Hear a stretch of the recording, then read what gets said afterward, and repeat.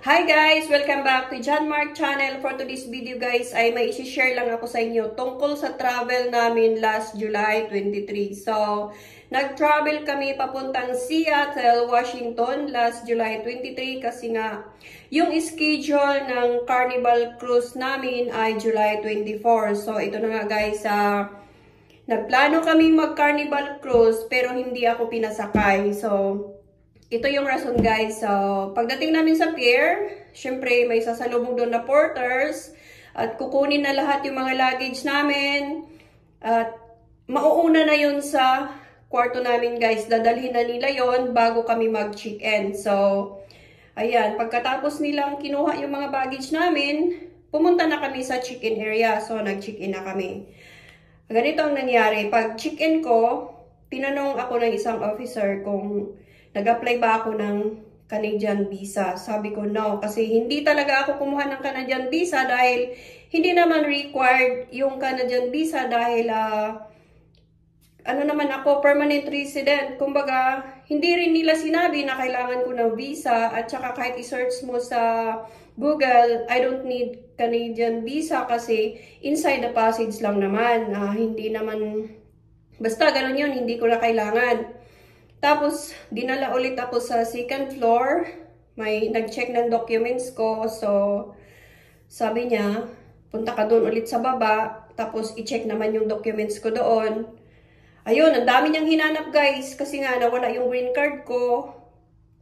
Bali, nag-apply ako sa USCIS ng, sabi ko, magpapastamp ako. I need stamp kasi nga mag-travel ako. So, nag-email yung USCIS sa akin na hindi ko na kailangan ng stamp kasi nga na-extend yung green card ko na nawala ng 48 months. So, I can work, I can travel ang nakalagay doon.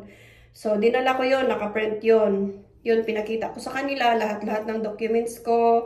Hinanap nila lahat ng resibo, ng yung police report, ganito, ganyan. Ang dami nilang hinanap guys. Tapos, naibigay ko naman lahat. Walang kulang. Sa lahat ng hinanap nila, walang kulang. So, sabi ng officer, nag-thumbs up siya sa akin na okay na daw, makakasakay na ako. Tapos, yung isang officer na taga-contact sa Canada, ang tagal niya guys, parang sabi nung isa, hindi kasi yun siya, parang stricto, ganun ba. Tapos, ang tagal namin naghintay guys, siguro mga 1 oras. Tapos, sinabi niya na hindi na naman ako makakasakay, pero hindi niya sinabi talaga yung kung anong reason. Kasi nga, alam siguro niya na hindi naman kailangan ng Canadian visa, ganito, ganyan. Bakit hindi ako pasakayin? So, ayun, ang ginawa ng biyanan ko guys, naawa ako sa biyanan ko, sabi ko sa kanila, kasi 7 nga kami, the whole family. 2 biyanan ko, kapatid ni Robert, saka pamangkin niya, so 7 kami. Ayun, sabi ko sa kanila, you can go without me. Maiwan na lang ako dito and I can stay in the hotel. Hintayin ko sila hanggang babalik sila kasi 7 days lang naman. So, ayaw talaga akong iiwan ng biyanan ko guys. Sabi niya, mas mabuti pang hindi na tayo aalis lahat.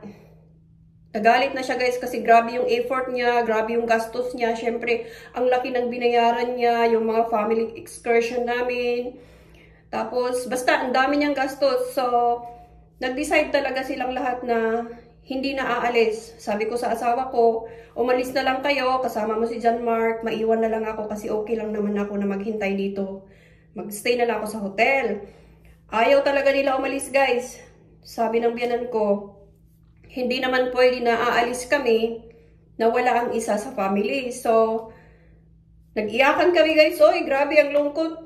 Nag-iyakan talaga kami. Sabi namin, grabe naman. Wala namang problema sana sa documents ko. Ewan ko, stricto lang siguro yung nag-check ng papers ko. Tapos yun, hindi na talaga kami umalis guys. Ang ginawa ng biyanan ko, kinancel niya lahat-lahat. 7 kami, cancel lahat. So, ayan.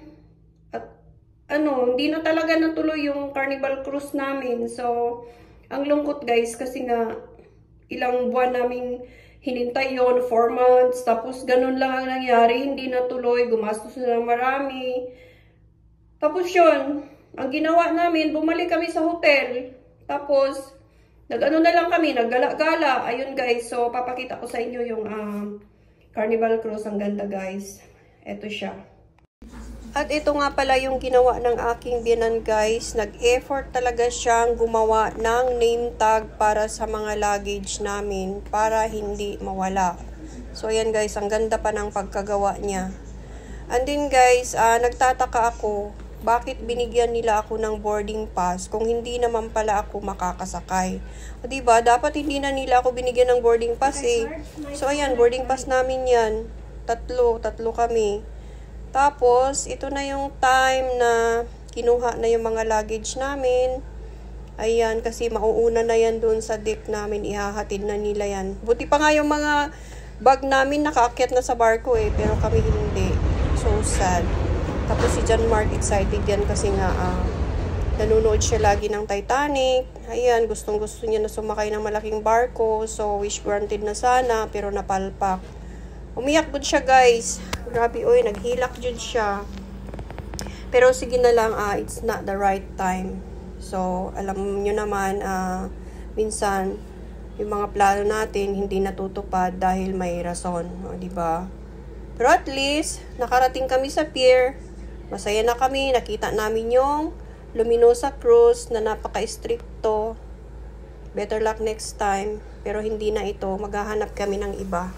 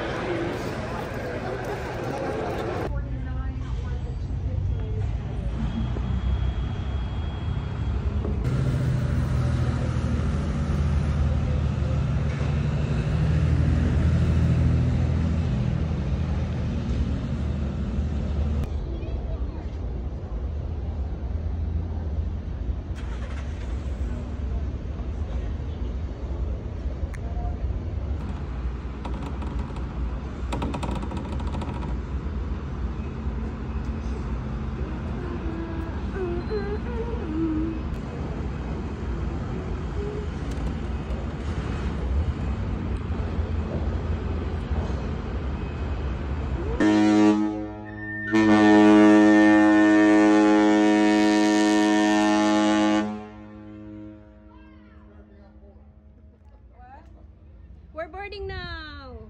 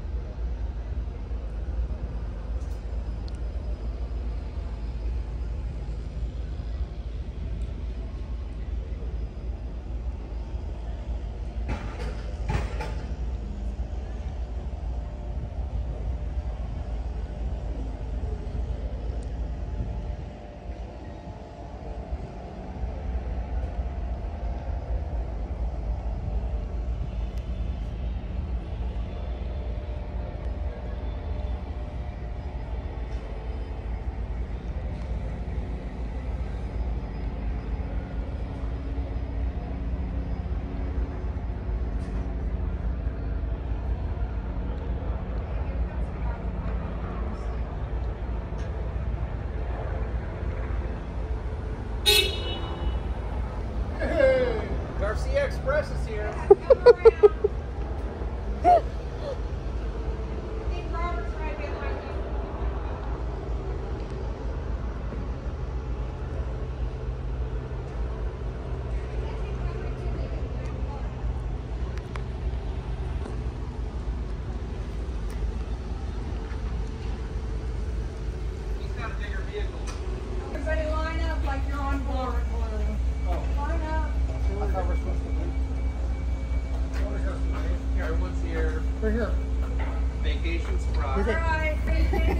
I'm sad.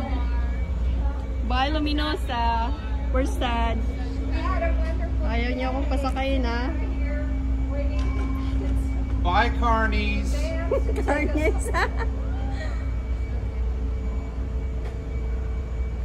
Looks fun, but not as fun as the Space Needle. Yeah,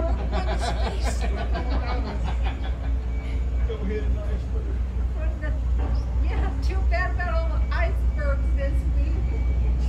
Don't hit an iceberg like the Titanic. Yeah, don't go like the Titanic. You tell them. All right, so stop. Text me the address, please. Oh yes, I'm sorry. Mom, that video. So yun guys, umalis na yung barko. We're sad. It's gonna go on social media. Bye!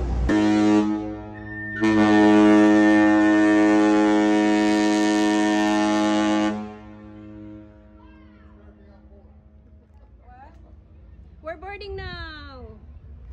So, after that guys, hinintay talaga namin na umalis ang barko. So, ang lungkot kasi aalis na sila tapos kami naiwan. Pero hindi lang naman kami ang naiwan guys. Marami ring nadi-deny na hindi nakakaalis. Hindi lang ako, marami. Tapos yun, pag-alis ng barko, bumalik na kami sa hotel. Tapos nag-rest kami. Tapos pag kinaumagahan, ayan, gumala na lang kami para hindi kami malungkot. Para mawala yung mga sama ng loob namin. But the good news guys is,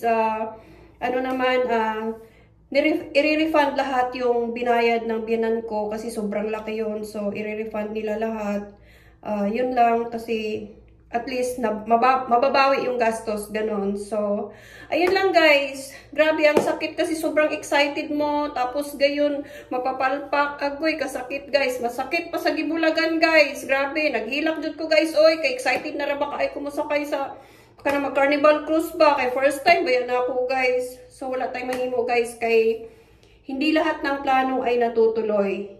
It's not the right time, kumbaga. Diba guys? So, ayan. Try naman sa sunod. God's willing. So, yun lang guys.